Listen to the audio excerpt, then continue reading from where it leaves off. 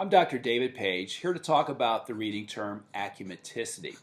Now, accumaticity is part of the larger construct of reading fluency, which is composed of three indicators. The first of which is automaticity, or reading pace, or reading rate.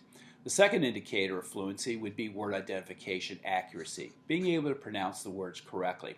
While the third indicator is prosody, or reading with expression. Prosodic reading includes simple things like slowing down at commas, stopping at periods.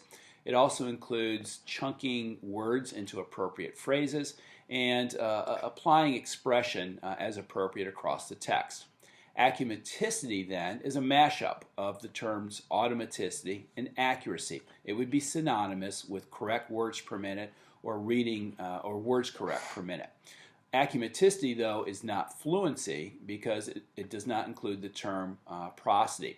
So if you take accumaticity, add prosody to it, now we have reading fluency.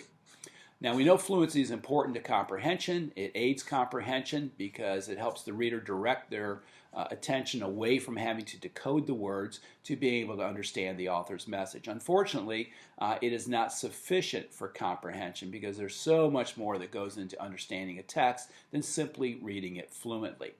So you might wonder, how do these indicators then of fluent reading, or do they work with comprehension? The Tandem Theory of reading that we published in the Journal of Literacy Research in 2014 gives an explanation of how these indicators work together with comprehension. So let's start by assuming that the goal for reading, that the reader's goal is to understand what they're reading. With this, the reader is going to the best of their ability, read the words with accuracy, and they're going to apply prosody, however they can do that. They're going to use reading rate, or automaticity, to adjust up or down in coherence with their comprehension. This is why they must be reading for comprehension and monitoring their comprehension.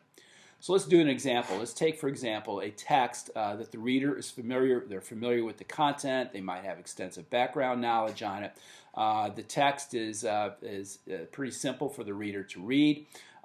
So they may actually increase their reading rate as they're going through the text. Again, they might be really more focused on what in here do I not know. Let's take, for example, a text now that's more complex for the reader. They may have little background knowledge on it, and it's just generally more difficult to read. So in this case, they may actually decrease their reading rate as they get feedback about comprehension. So if they get to a sentence that they really don't understand, they may actually stop, they may go back, they may reread the sentence or even a larger part of the text.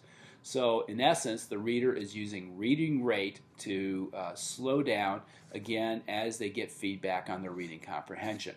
So reading rate really becomes this independent variable that fluent readers can control to read faster or to read slower based on their comprehension. So to recap our discussion here, accumaticity is made up of the indicators of accuracy and automaticity. Accumaticity is not fluent reading because it does not include prosody. So if we take accumaticity plus prosody, we have fluent reading. I hope this has been helpful. Thank you very much.